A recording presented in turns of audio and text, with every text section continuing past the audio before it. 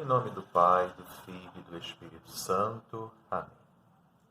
Inspirai, ó Deus, as nossas ações e ajudai-nos a realizá-las, para que em vós comece e termine tudo aquilo que fizermos. Por Cristo nosso Senhor. Amém. Em nome do Pai, do Filho e do Espírito Santo. Amém.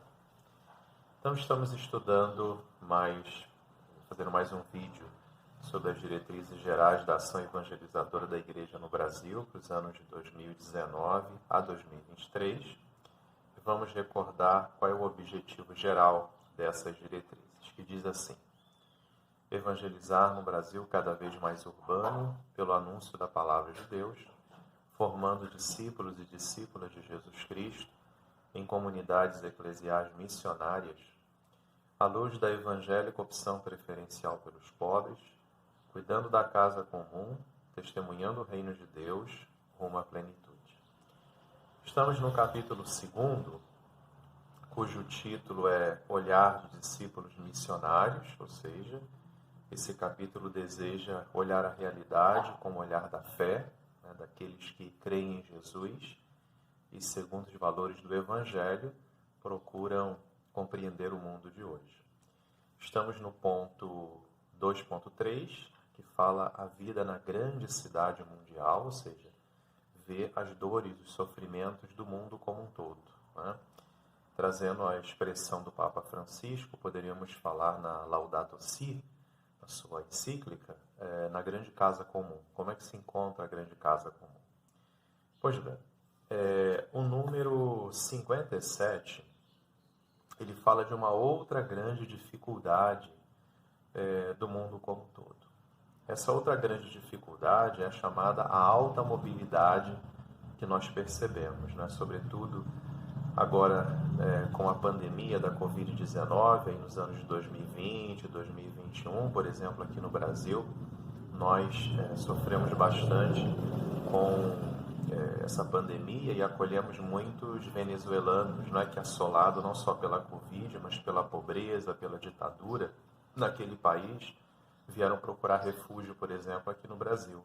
Então, essa alta mobilidade, não só internamente num país, em pessoas que vão muitas vezes para as grandes cidades à procura de uma condição de vida melhor, pelo menos de um trabalho melhor, mas também essa alta mobilidade de pessoas de outros países que acabam procurando, de seus países, que acabam procurando outros países também, tentando fugir muitas vezes da fome, da guerra, das ditaduras, em busca de uma vida melhor. Então, isso é um grande desafio, porque as pessoas possuem essa alta mobilidade porque elas estão tentando muitas vezes sobreviver. Quando nós nascemos já no país, ou até mesmo internamente no nosso país, nós somos bastante apegados à nossa terra, ao nosso estado, ao nosso município, lugar onde muitas vezes nossos pais construíram sua vida e deixaram ali muitas coisas para nós. Então não é difícil, não é fácil para uma pessoa deixar a sua terra e ir para outro lugar, sobretudo muitas vezes para outro lugar cujo seu futuro é incerto, nem sempre ela vai com apoio, e é realmente muito difícil. Então é uma saída tentando sobreviver. Agora, é claro que o documento nos ensina que essa alta mobilidade tem, digamos que, um ponto de luz. Porque quando você, ou por escolha própria, ou porque você é forçado a fazer isso, você acaba entrando em encontro com modos diferentes de lidar com a vida, modos diferentes de compreender a vida e as situações. E isso, de certa forma, acrescenta muito na sua personalidade, em você, acrescenta isso em nós, naqueles que acabam vivendo essa situação e aprendem, com certeza, a lidar com as várias situações da vida e estão muito mais preparados, se assim podemos dizer. Agora, existe também nessa alta mobilidade, claro que dor, sofrimento e sombras, Porque muitas vezes as pessoas são, como eu disse anteriormente, elas são forçadas a sair de seus lugares. E nem sempre encontram uma rede de apoio, nem sempre encontram acolhida, porque às vezes até aquele próprio país, aquela própria região para a qual ela vai também está passando por uma situação difícil.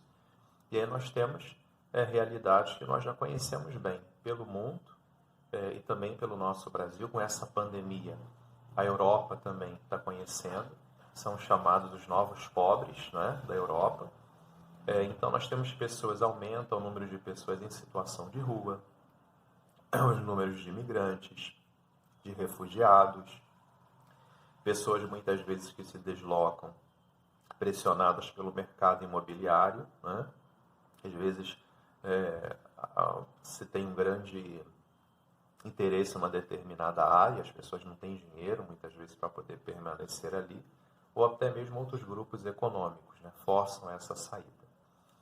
Bom, além dessa alta mobilidade, nós percebemos nesse grande mundo que nós vivemos, nessa grande casa comum, também ligada a todas as características anteriores, né, que eu falei nos outros vídeos, a questão da pobreza. O que seria a pobreza? O documento diz, no número 58, que a pobreza é a ausência do necessário para viver com dignidade humana, né? Então, é aquela pobreza que realmente acaba levando a pessoa para uma miséria, porque nem o mínimo necessário para viver com dignidade humana ela possui. A dignidade de filho de Deus, independente da situação na qual a pessoa se encontra, ela permanece sempre. A dignidade de ser filho e filha de Deus não tem nada a ver com condição material. Agora, existe uma dignidade também humana, né, que é você dar o mínimo para a pessoa poder viver humanamente de forma correta. Então, a pobreza é quando você tira isso da pessoa, a pobreza econômica, a pobreza social que estamos falando, né? Bom, mas é claro, o documento diz que no mundo onde predomina o individualismo consumista, esse individualismo consumista ele só pode ser gerador de enormes desigualdades sociais, né? Na qual é claro que não existe outra esperança a não ser colocar a nossa esperança no nosso próprio Deus, que ouve o clamor do seu povo, né? Agora, o grande problema que nós temos aí é que, devido a essa exposição nas mídias sociais, quem mora nos grandes centros urbanos vê essa situação de pobreza mesmo diante de si, com as pessoas morando nas ruas e por aí, né, essas realidades, nós corremos um grande perigo de nos habituarmos com essa realidade nesse mundo, né? Habitua-se com tudo. Sobretudo com essas realidades de sofrimento, nós olhamos, acabamos nos habituando, talvez seja até um modo de nos defendermos, psicologicamente falando, diante de tanto sofrimento para a gente não ser atingido, né? Então a gente acaba se acostumando, se habituando, e aquilo já não nos causa um incômodo. Se não nos causa incômodo, dificilmente vamos lutar por uma mudança, e queremos deixar sempre para o outro, é sempre responsabilidade do outro. E claro que com o olhar de discípulo missionário, nos ensina esse diretório que o mínimo que a gente puder fazer para ajudar o outro no seu sofrimento já vai ser uma grande coisa, né? E termina esse número 58 dizendo assim: não é autêntica a experiência religiosa que não se concretiza na solidariedade. Porque nós precisamos ser solidários nesse momento, gerar comunhão, fraternidade. Porque foi assim que o nosso Deus nos ensinou e continua nos ensinando. Muitas vezes não podemos fazer grandes coisas, mas não é necessário para mudar a realidade fazer grandes coisas. Basta fazermos aquelas pequenas, não ficar esperando pelos outros. Mas se nós pudermos ajudar, que seja uma pessoa ou uma família a se reerguer, já estaremos fazendo uma grande coisa, né? Então, que a Virgem Maria nos ajude, não permita que nos habituemos com o sofrimento alheio, mas, dentro daquilo que nos é possível, que possamos ajudar os outros nas suas dificuldades, sabendo que estamos ajudando, né, e amando ali no pobre o nosso próprio Deus. Ave Maria, cheia de graça, o Senhor é convosco. Bendita sois vós entre as mulheres, e bendito o fruto do vosso ventre, Jesus. Santa Maria, Mãe de Deus, rogai por nós, pecadores, agora e na hora de nossa morte. Amém. Jesus manso e humilde de coração, fazei o nosso coração semelhante ao vosso. Fiquem na paz de Deus.